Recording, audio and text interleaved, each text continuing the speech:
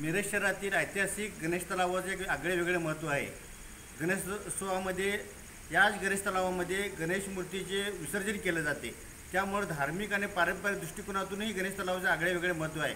असं असतानासुद्धा महानगरपालिकेचे याकडे पूर्णतः दुर्लक्ष झालेलं आहे. गणेश तलाव हे कचऱ्याची कुंडी झालेली आहे असं का भास होतो.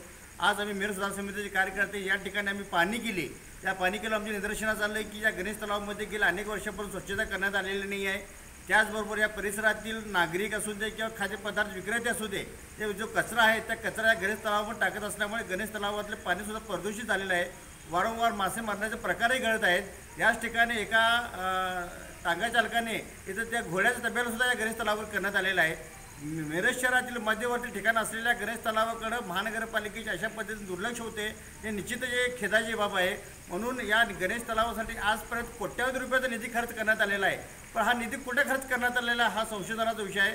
म्हणून आज आम्ही मिरज सुधार समितीच्या वतीने जिल्हाधिकारी साहेब यांना निवेदन दिलं. त्याने विनंती केली की या मिरज गणेश तलावासाठी जो निधी खर्च करण्यात आला आहे या निधीसंदर्भात एक शासनाच्या नियुक्त समितीमार्फत चौकशी करण्यात यावी. त्याचबरोबर या गणेश तलावाला संपूर्णतः 9 फुटीचे जाळीचे कपड करण्यात यावे अशी मागणी आज आम्ही माननीय जिल्हाधिकारी आणि माननीय आयुक्त साहेब यांच्याकडे केलेली आहे.